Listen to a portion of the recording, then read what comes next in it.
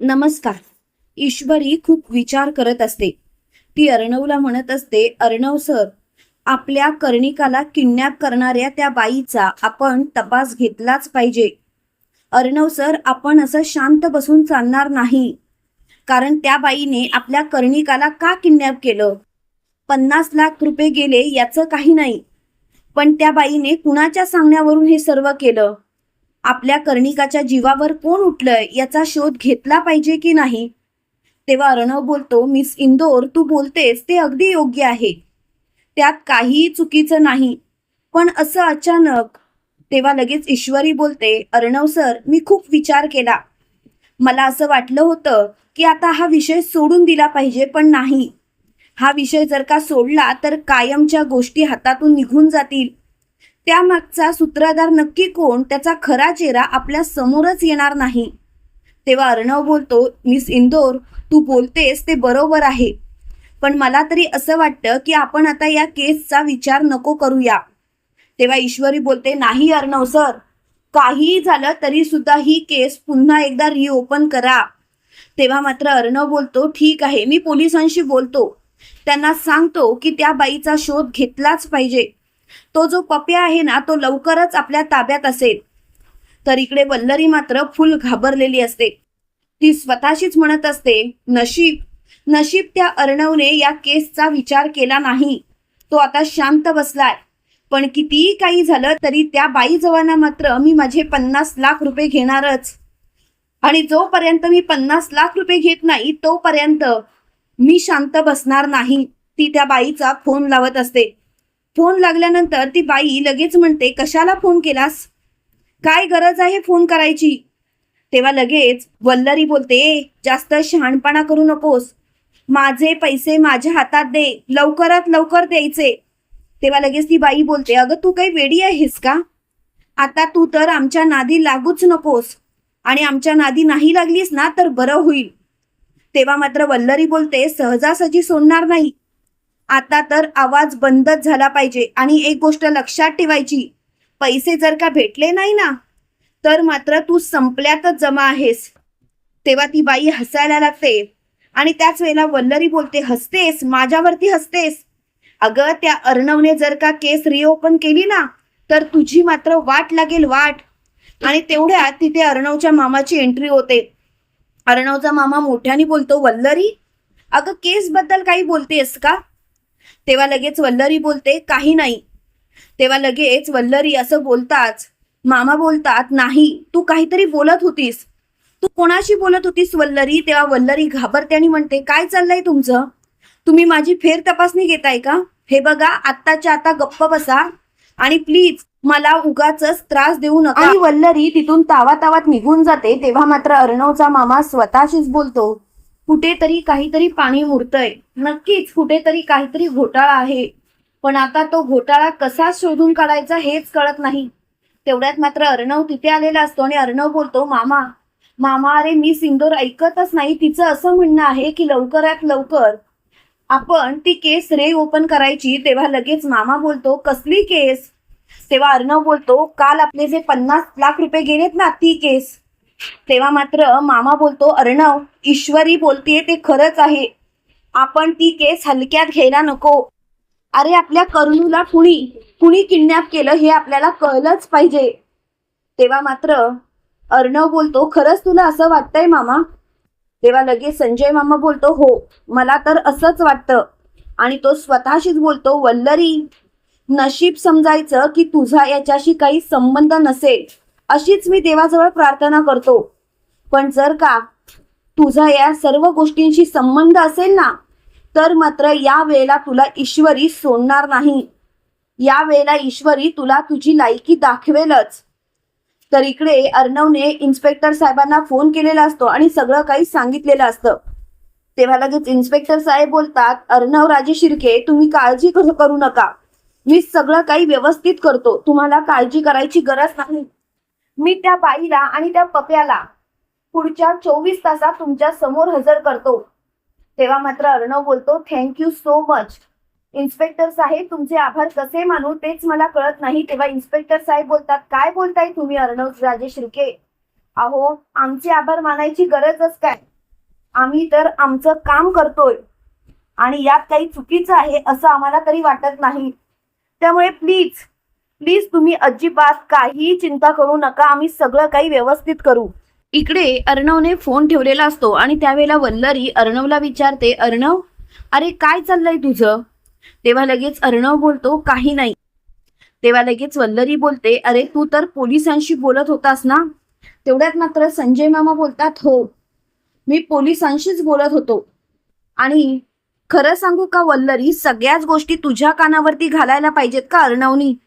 तेव्हा वल्लरी बोलते, तसं काही नाही, मी फक्त इथून जात होते तेव्हा काही गोष्टी माझ्या कानावर पडल्या आणि त्याच समजून घेण्याचा मी प्रयत्न करत होते. प्लीज असा विचार सुद्धा मनात आणू नका. तेव्हा मात्र तिला खूपच राग आलेला असतो आणि वल्लरी तिथून निघून जाते. त्यावेळेला लगेच अर्णव बोलतो, मामा अरे काय झालं असतं, मामीला सांगितलं असतं तर? तेव्हा लगेच मामा बोलतो, नाही अर्णव, काही झालं तरी वल्लरीच्या कानावरती ही गोष्ट पडता कामा नये, कारण कुठे ना कुठेतरी वल्लरीचा या सर्व गोष्टींमध्ये हात आहे असं मला वाटतंय. तेव्हा मात्र अर्णव बोलतो, मामा प्लीज काहीही बोलू नकोस, नशीब मामीने हे सर्व ऐकलं नाही, नाहीतर तिला किती वाईट वाटलं असतं.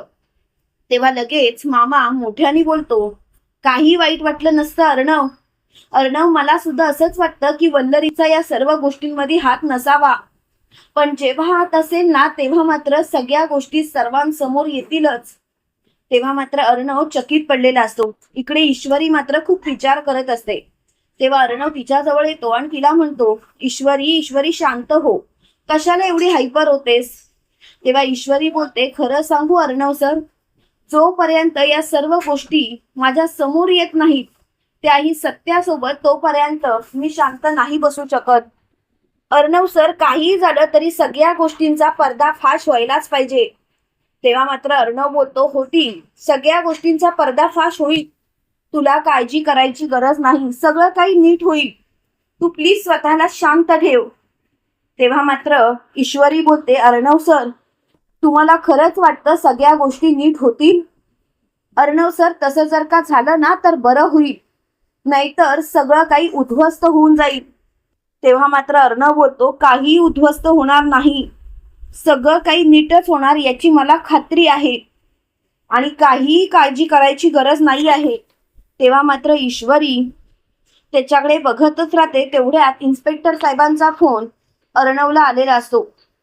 त्यावेळेला अर्णव बोलतो, काय ती बाई सापडली? तेव्हा लगेच इन्स्पेक्टर साहेब बोलतात, हो ती बाई सापडली आणि तुम्हाला आता लवकरात लवकर पोलीस स्टेशनला यावं लागेल. आणि अर्णवने फोन ठेवलेला असतो. अर्णव ईश्वरीला बोलतो, चल मी सिंदूर, ती बाई सापडले, आपण जाऊया.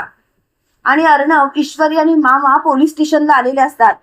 इकडे वल्लरी मात्र खूपच चिंतेत असते. तिला खूप मोठा धक्का बसलेला असतो. ती म्हणत असते, असं काय चाललंय या लोकांचं, ज्या गोष्टी माझ्यापासून लपवल्या जात आहेत.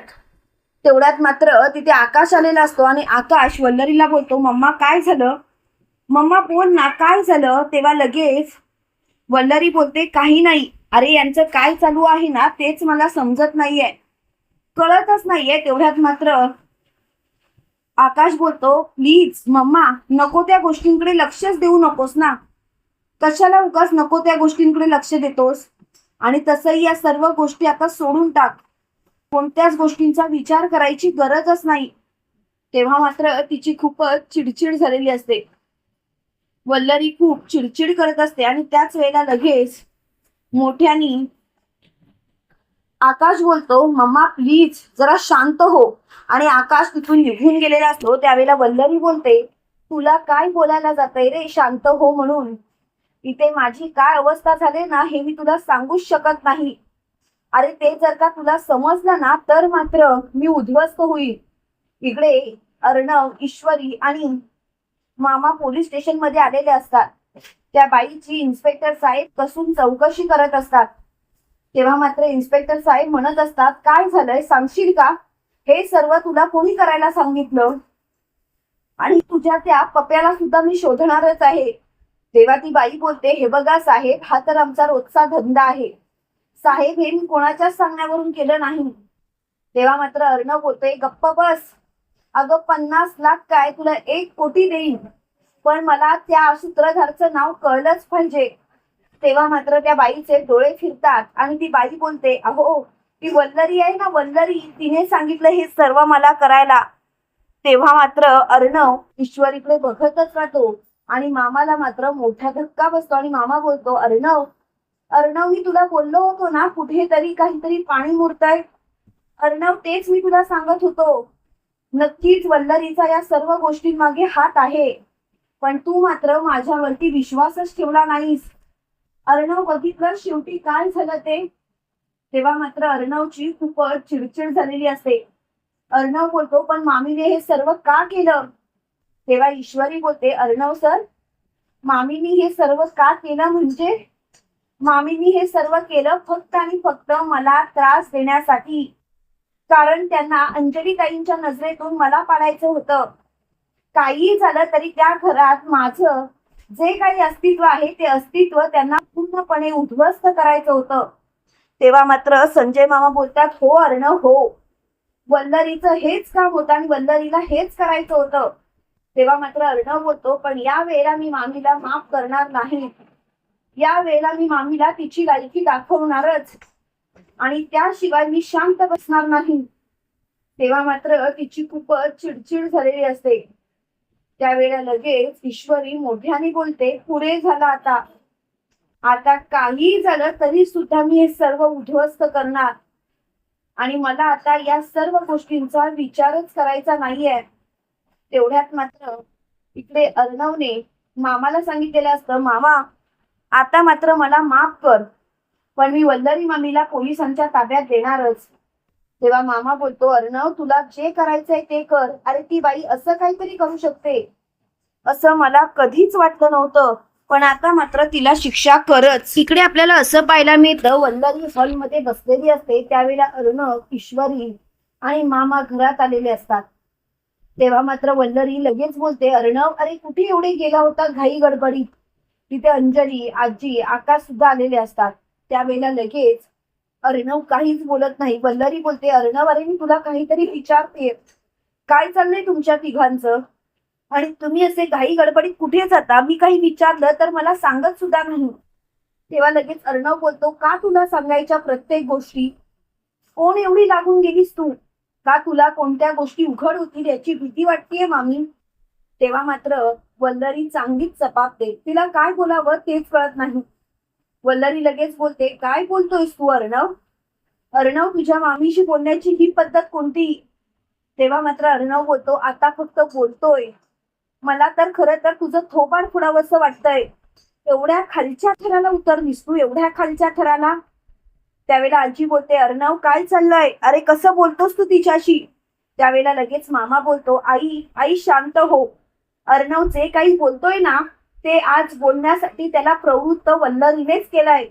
वल्लरीने जे काही केलंय ना त्याला, त्यासाठी मी कधीच माफ करणार नाही. तेव्हा वल्लरी बोलते, काय केलंय मी. तेव्हा लगेच अर्णव बोलतो, काय केलंयस तू.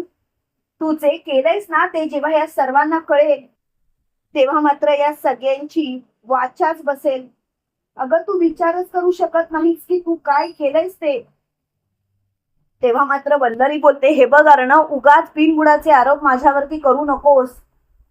तुला जर का स्पष्ट काही बोलायचं नसेल तर स्पष्ट बोलूच नकोस. तेव्हा मात्र अर्णव बोलतो, स्पष्टच बोलतो ना. इन्स्पेक्टर साहेब प्लीज त्या बाईला घेऊन आत या. तेव्हा मात्र वल्लरी घाबरते. वल्लरी बोलते, इन्स्पेक्टर साहेब. आणि त्यावेळेला इन्स्पेक्टर साहेब त्या बाईला घेऊन आतमध्ये घेऊन येतात. वल्लरीच्या चेहऱ्यावरती मात्र 12 वाजलेले असतात. जेव्हा वल्लरी त्या बाईचा चेहरा बघते तेव्हा मात्र तिला धक्काच बसतो. वल्लरी लगेच बोलते, ही इथे कशी काय. त्यावेळेला लगेच अर्णव बोलतो, काय झालं मामी, तुला धक्का बसला का. त्यावेळेला लगेच वल्लरी बोलते, अरे ही बाई जर का सापडली तर हिला गजाड पाठवायची दाखवून तू इथे का आणलंयस. तेव्हा लगेच ईश्वरी बोलते, ज्या बाईने आपल्या कर्मिकाला किडनॅप केलं त्या बाईला मी इथे समोर आणलंय, कारण त्याच्या खरा मागचा सूत्रधार कोण हे आता कळणार आहे. तेव्हा मात्र अंजली बोलते, काय या बाईने माझ्या मुलीला किडनॅप केलं होतं. कोण आहे खरा सूत्रधार सांग. त्यावेळेला ईश्वरी बोलते, अंजली ताई आता जेव्हा तुम्हाला त्या बाईचं खरं नाव कळेल ना तेव्हा तुम्ही कोणावरती विश्वास ठेवत होतात आणि कोणावरती नाही याची लाज तुम्हाला वाटेल. तेव्हा मात्र अंजली बोलते, प्लीज ईश्वरी सांग. त्यावेळेला ती बाई बोलते, या वल्लरीने सांगितलं होतं तुमच्या मुलीला किडनॅप करायला. हे ऐकताच अंजलीच्या पायाखालची जमीन सरकते. वल्लरी बोलते, काय बोलतेस तू? तेव्हा मात्र अंजली कसलाही विचार न करता वल्लरीच्या सटकन अशी एक कानाखाली मारते आणि वल्लरीला बोलते, गप्प बस मामी, गप्प बस. मामी, खरंच मला आज लाज वाटते तुझ्या या वागण्याची. तू असं कसं काय वागू शकतेस? खरंच तुझ्याकडून ही अपेक्षा नव्हती मामी. तेव्हा मात्र ईश्वरी बोलते, अपेक्षा अपेक्षा तर यांच्याकडून करायच्याच नाहीत आणि तुम्ही कसली अपेक्षा करताय? खरं तर मामी कधीच अजिबात स्वतःला बदलूच शकत नाही. मामी ज्या लायकीची बाई आहे ना ती तुम्हाला सर्वांना कळलंय ना. तेव्हा मात्र वल्लरी चांगलीच घाबरते. तुम्हाला काय वाटतं मित्रांनो, आता तरी वल्लरी कायमची गजाआड जाईल? कमेंट करून नक्की कळवा आणि असेच मालिकेंचे नवनवीन अपडेट पाहण्यासाठी व्हिडिओला लाईक, चॅनलला सबस्क्राईब करायला विसरू नका. थँक्यू.